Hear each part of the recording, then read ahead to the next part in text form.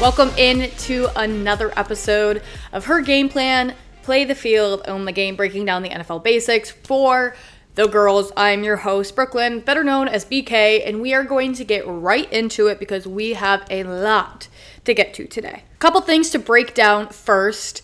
If you watched the NFL on Sunday, you saw a couple things happen. One of them was the Hail Frickin' Mary. Jaden Daniels, quarterback of the Washington Commanders, in the last three, I think there were a handful of seconds left in the game as they were playing the Chicago Bears, and they were down. Well, Jaden Daniels scrambles in the pocket for 12 seconds and then hoists this football 70, 80 yards, I don't know the specifics, is tipped by the Bears defense into the end zone, caught by Noah Brown, the Commanders receiver, and the Commanders won the game. Jaden Daniels, if you are not Offensive Rookie of the Year, there's something wrong with this league because no rookie, since I've been watching the NFL, has done that. Incredible. The second thing you might have seen is the tight ends absolutely blowing everybody away after not blowing anybody away so far this season. And that's because it was National Tight End Day. Why is there a National Tight End Day, Brooklyn? Well, let me tell you. I think it originated, I read up on it yesterday, George Kittle, Jimmy Garoppolo of the San Francisco 49ers back in 2018 in October. They had like a massive game together, and Jimmy Garoppolo, who was the quarterback, gave a shout out to George Kittle for being one of the greatest tight ends, yada, yada, yada. And therefore, George Kittle, being the goofy self that he is, created a holiday called National Tight End Day, and also created Tight End University, in which they go to Nashville over the summer, and all the tight ends who want to attend go there and they train together. There's just this big thing making tight ends great again, I guess. But anywho, tight end day was on Sunday, and the tight end went absolutely bonkers, crazy, scoring left and right. It was incredible. But we're going to talk more about that in a little bit because right now we have to roll right into our first segment, which is football fundamentals. Let's get into it.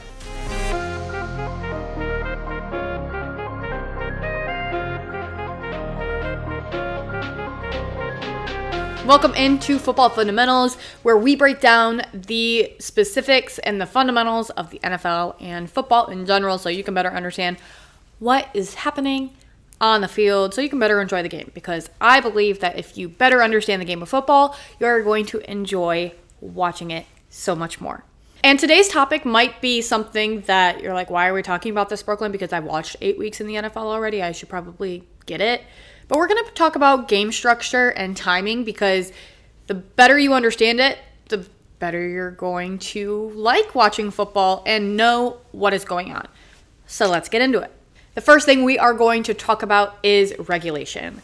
What does that mean? Well, an NFL game lasts 60 minutes, broken up into 4 quarters, 15 minutes each. And there is a halftime break in between the second and the third quarter, and a small media break, which is usually like 3 minutes in between the first and second quarter, and in between the third and fourth quarter. Regulation is that 60 minutes. You don't have to play overtime. There's no extra time added to the football game to determine a winner. So when people talk about regulation, it is just 60 minutes of football. Now, ladies, there is a caveat to this. 60 minutes of football does not equal 60 minutes of normal time. It's more like oil and vinegar.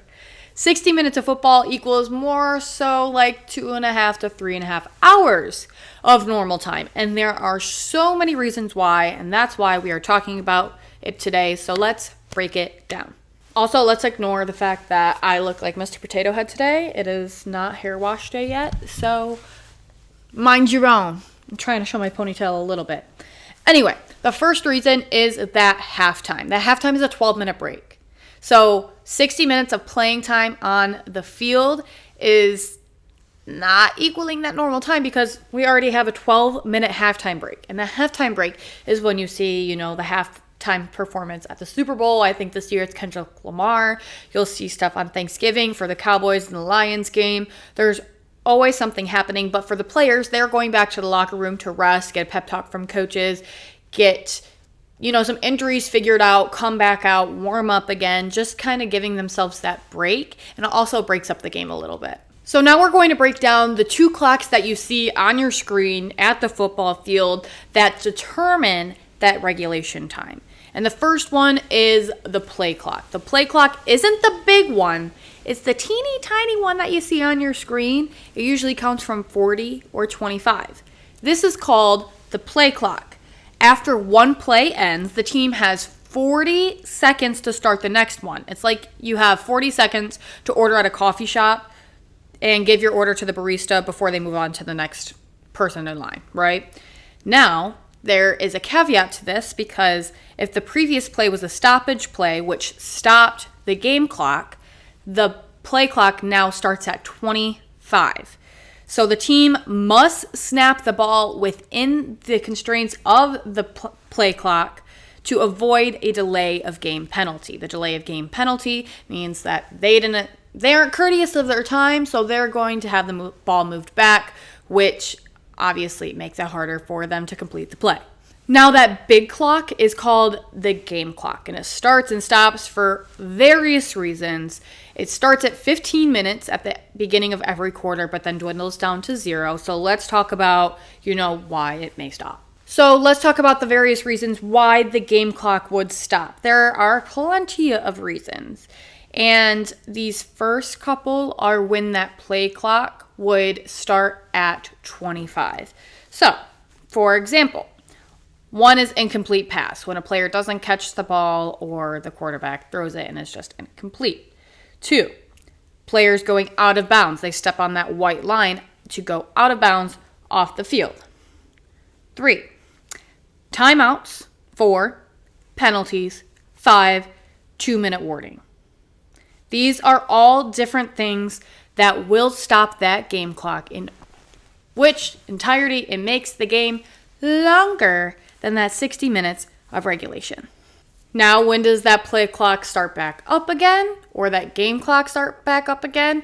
It's when the referee blows the whistle or the ball is snapped and the next play begins. So one of the reasons I mentioned that the play clock or game clock would stop is because of the 2-minute warning. What is the 2-minute warning? Well, with 2 minutes left to go in the second and the fourth quarter, so right before halftime and right before the end of the game, there's a 2-minute warning.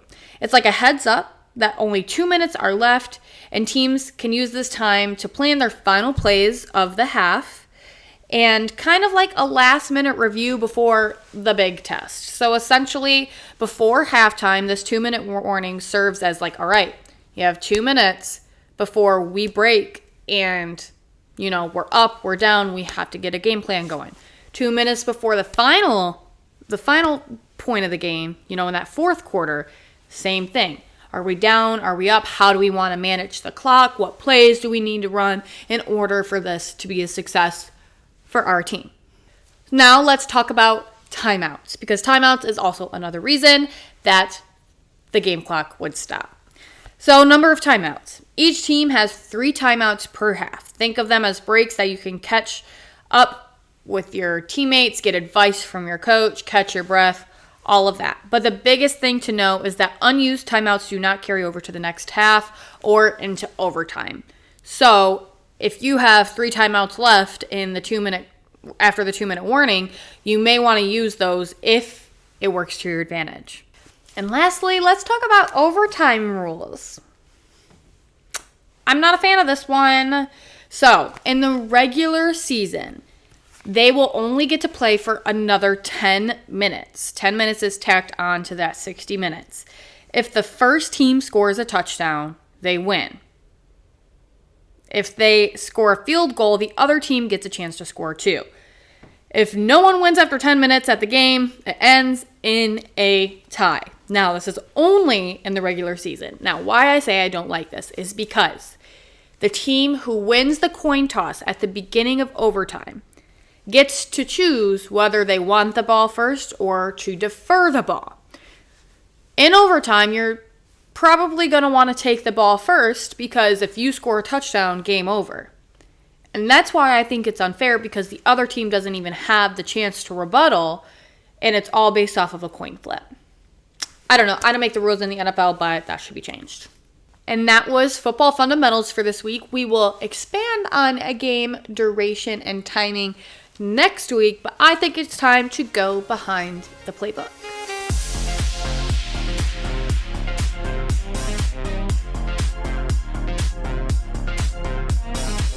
Welcome to Behind the Playbook.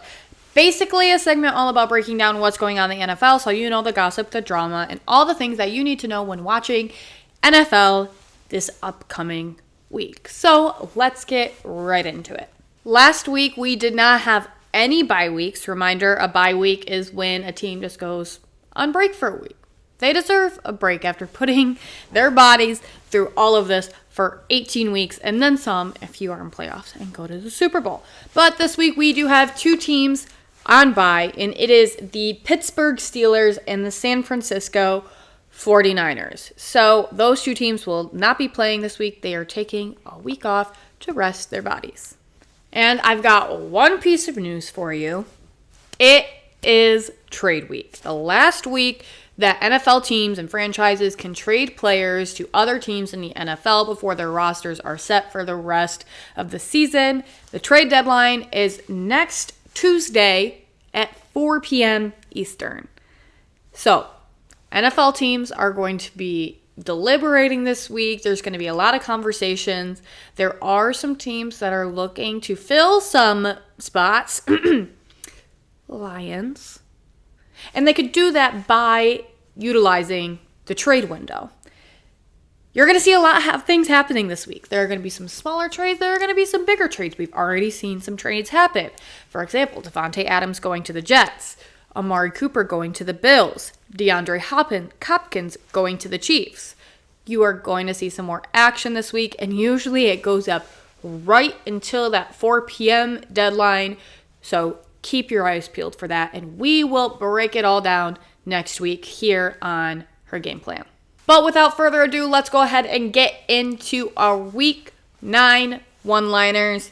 These one-liners you can drop while watching any NFL game this week to impress the football-loving people in your life, and I break it down into 3 different levels: beginner, intermediate, and hard, based on how much knowledge you want to express and your confidence. We are going to go ahead and start with our beginner level, and it's Hail Mary time. Everybody is talking about the Hail Mary from Jaden Daniels to Noah Brown to win the game over the Chicago Bears. And they're going to keep talking about it for quite some time. So your beginner one-liner to start some conversation during the NFL slate this week is this: I still can't get over Jaden Daniels and that incredible Hail Mary last week. It was amazing. Period. You're going to have people talking to you about it. You're going to have conversation. You can talk about the cornerback who tipped the ball. There's so much to be talked about, and it is just a historic moment for the Washington Commanders franchise. Moving on to our intermediate level, I said we'd be talking about it again, so here we are. National Tight End Day now falls on the 4th Sunday of every October. This past Sunday, it was the National Day of all tight ends in the NFL. And it paid off. Let's talk about it. On Sunday, tight ends compiled 177 catches, a single-day record, and they had 14 different tight ends find the end zone, culminating in 16 touchdowns for one position in one day. This is incredible. Tight ends were eating on Sunday. They were eating and then some: breakfast, lunch, dinner, appetizer, main course, dessert. They got it all. I mean, the Lions both had Brock Bowers and Sam Laporta score. Tight ends showed out. So let's talk about it. Your intermediate one-liner for this upcoming week to start some conversations is this: they should have a national holiday for all positions in football. The tight ends went crazy for National Tight End Day. And for our expert level, I have to talk about the Lions, because truly the Lions are the most unbeatable team in the NFL right now, because they continue to smack teams left and right, up, down, north, south, east, west. You name it, they're doing it. It's incredible. Let's talk about it. The Lions are the first team in the Super Bowl era since 1966. to score at least 50 points while failing to pass for at least 100 yards. Lions quarterback Jared Goff only passed for 85 yards in Sunday's win, though he did throw 3 touchdowns. But after connecting on 12 of his 15 throws against Tennessee, Goff has hit 83% of his passes over the past 5 games. What the Lions doing are incredible, and the fact that Jared Goff is considered to be one of the best quarterbacks in the league right now, but still did not throw 100 yards on Sunday, but threw 3 touchdowns, my brain hurts thinking about it. So, our expert one-liner for this week when watching any NFL game is this. Our team doesn't need to pass a whole bunch. I mean, look at the Lions. They just need to be accurate like Jared Goff. Now, if they need more after that sentence, you give them this. Goff only passed for 85 yards last week, but he had 3 passing touchdowns. Then you're going to spark conversations about either how the Lions are the best, Jared Goff is the best, or how that is just absurd, and talk about how your team that you're watching can be that accurate. Now that we have our one-liners, let's talk about going behind the playbook for each of the games I have picked out. Not each game this week, but obviously our primetime games and a couple of other ones that you'll be tuning into this week. So let's talk about Thursday Night Football on Amazon Prime. Yeah, it's on Halloween. You might be busy, you might not be, but it's the Houston Texans and the New York Jets. Let's talk about it. Texans running back Joe Mixon has rushed for at least 100 yards in 4 of his first 5 games with Houston, and what he's doing is incredible. But you're going to see a lot of work picked up by him even more now because they're still missing Nico Collins, who is on the IR, and their other stud wide receiver, Stephon Diggs, fell to a non-contact injury this week, and it looked to be behind his knee. People are talking ACL tear, MCL tear, some sort of tear. It hasn't come out yet, but his season might be over. He's definitely out this next week. So Joe Mixon is going to be picking up a lot of slack. But the New York Jets, on the other hand, they still have 0 wins since acquiring wide receiver Davante Adams. And they also have 0 wins since firing their head coach, Robert Saleh. This game could be interesting. It could be insanely competitive, or the Houston Texans could dominate. But I can see this being a competitive game. So when you are watching the Texans and the Packers go at it on Thursday Night Football on Amazon Prime, here are some one-liners that you can drop. 1, do you think that the Jets will be able to figure it out this week? Because honestly, let's just hope, because they have so many primetime games. 2, Davante Adams has to score in this game, right? Right? Literally. Like, I'm wondering the same thing. 3, Houston is banged up a little bit, missing their 2 star wide receivers, Nico Collins and Stephon Diggs. And those are some one-liners you can drop when you're watching Thursday Night Football on Halloween. Let's move into the Sunday 1 o'clock slate. I can't believe I'm going to talk about this game, but let's go ahead and do it.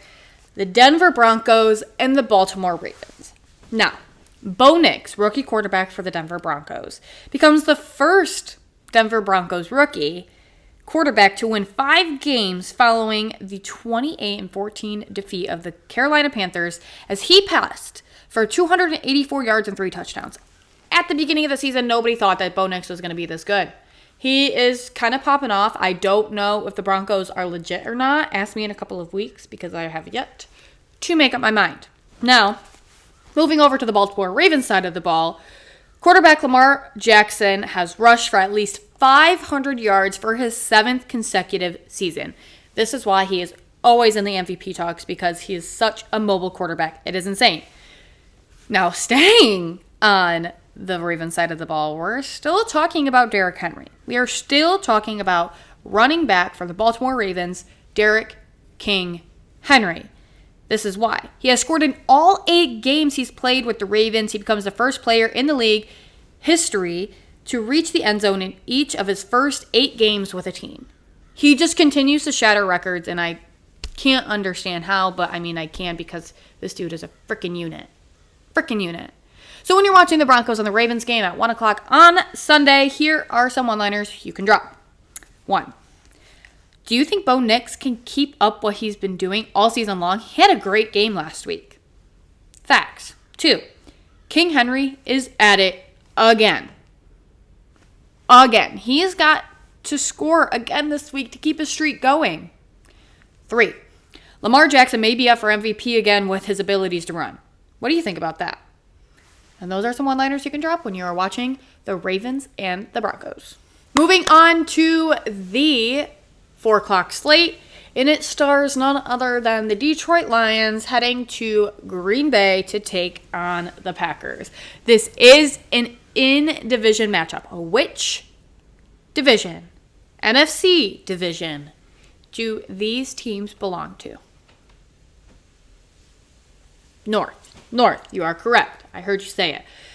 We're going to talk about the Lions. Of course, the Lions have scored 162 points in their last 4 games. That is the most by any NFL team all time has scored in the 4-game span. Absolutely sickening what they're doing. Ben Johnson, you are sick. You are sick man, and I love it. I love it that you're on my side and not on the other side of the field. That would be scary. Spooky season.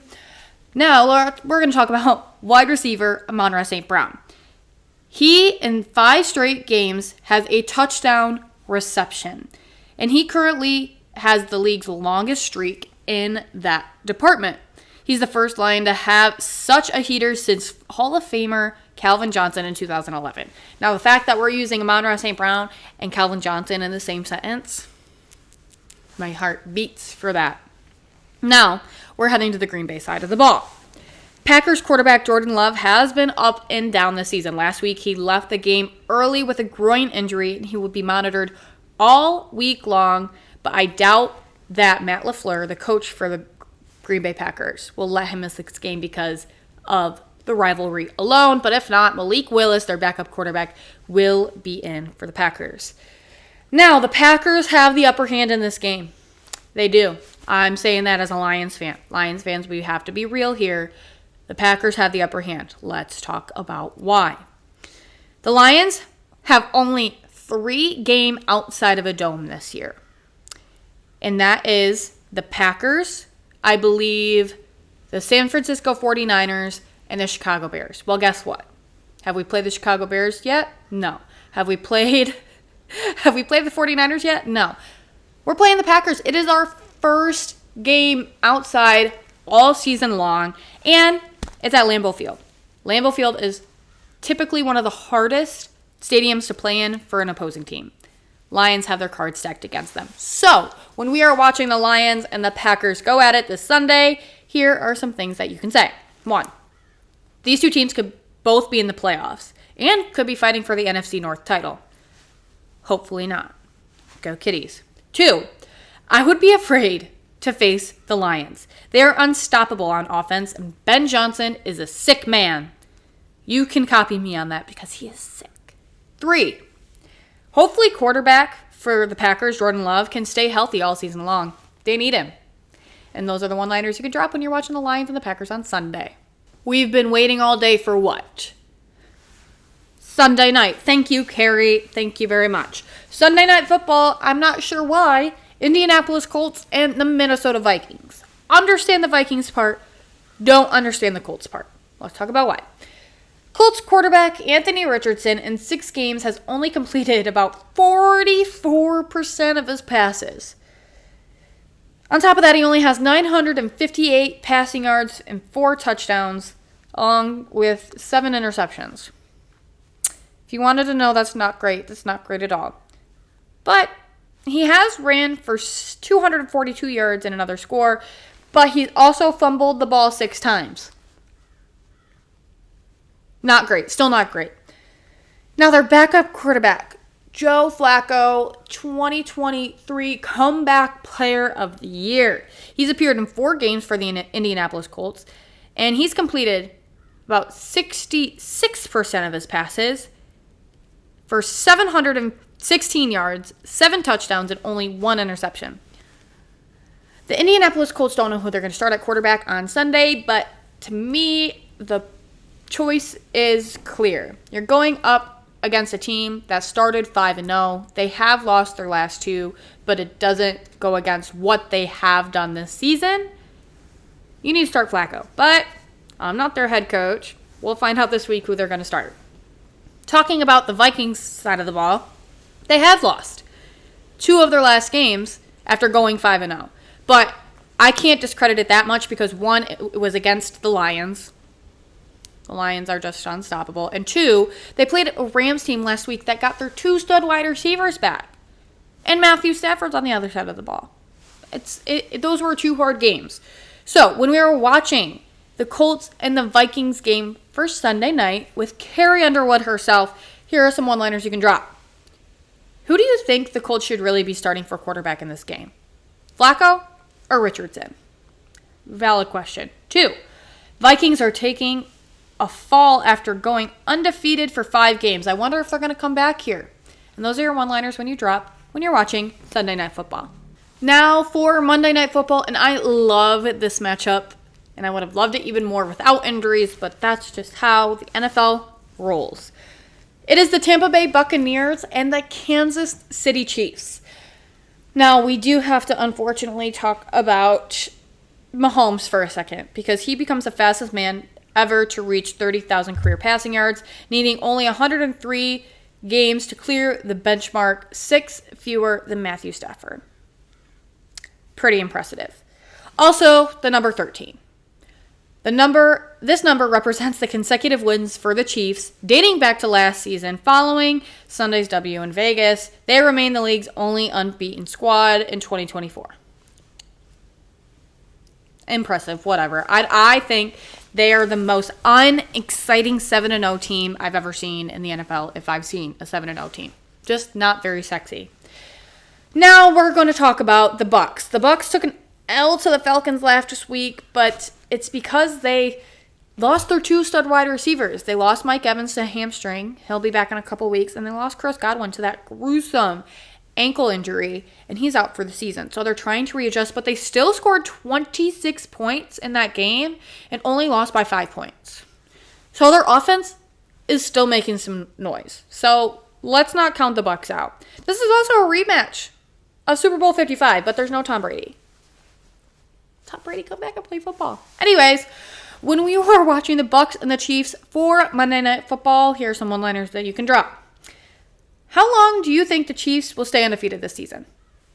They can't stay undefeated all season long, right?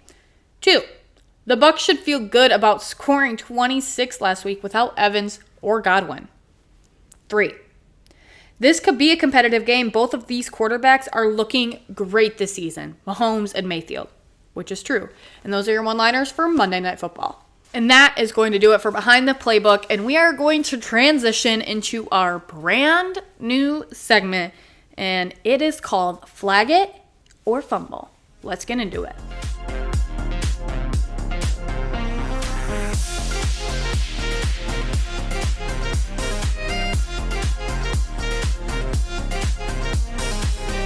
Welcome to our brand new segment, Flag It or Fumble. This segment is going to help break down the hottest takes and trends in the NFL, and I'm going to give my verdict on whether I think it's a go, flag it, or whether it's a not, fumble. Let's go ahead and roll right into our first one. So our first hot take for our first flag it or fumble it segment is this.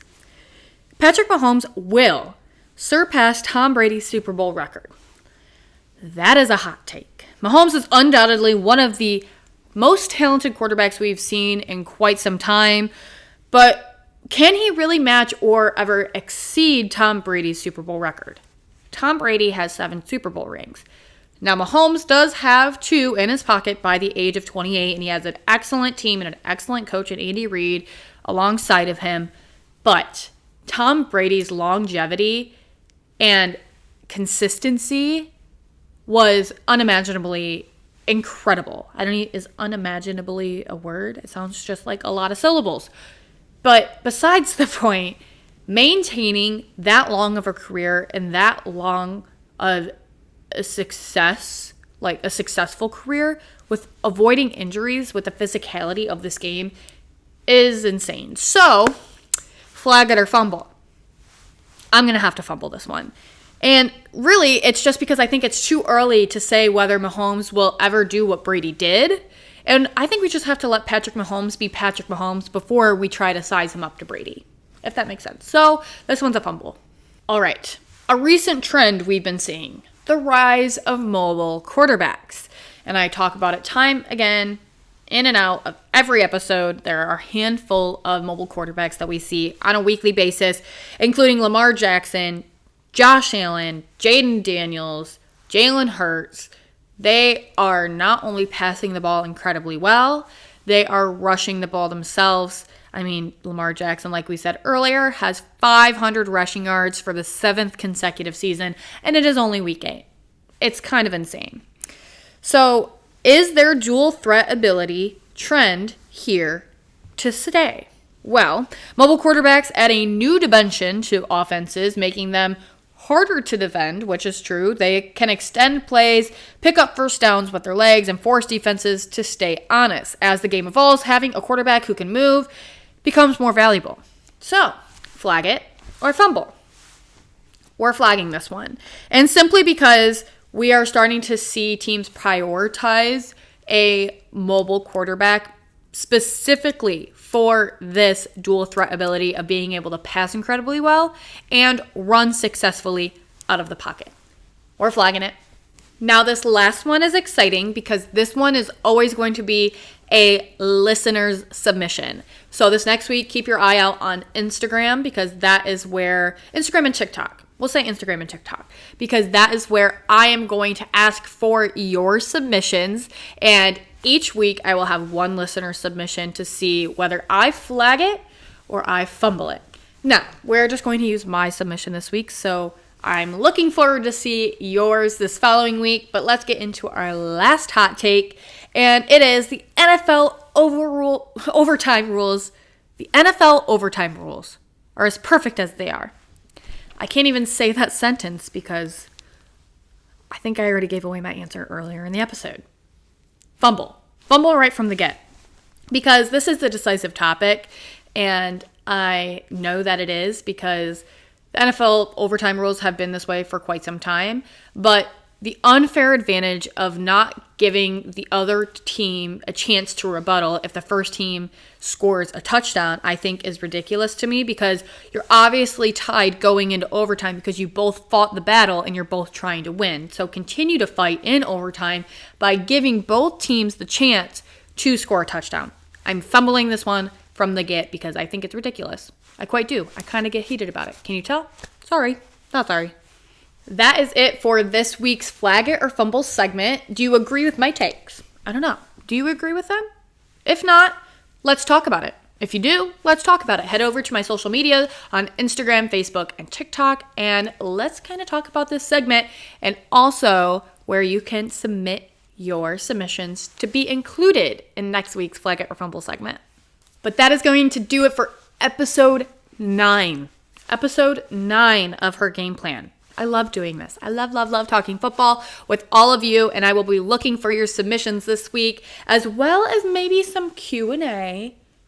Just keep your eye out on social media. You can follow Her Game Plan podcast on both Instagram, Facebook, and Twitter to keep up with all the latest things in the NFL and continue to share, comment, like, you name it. The more you share it, the more we get this podcast out there, the more girls will be able to play the field and own the game. This is Her Game Plan, and I hope that you enjoy Week 9 in the NFL. Mwah. All my love to you. See you next week.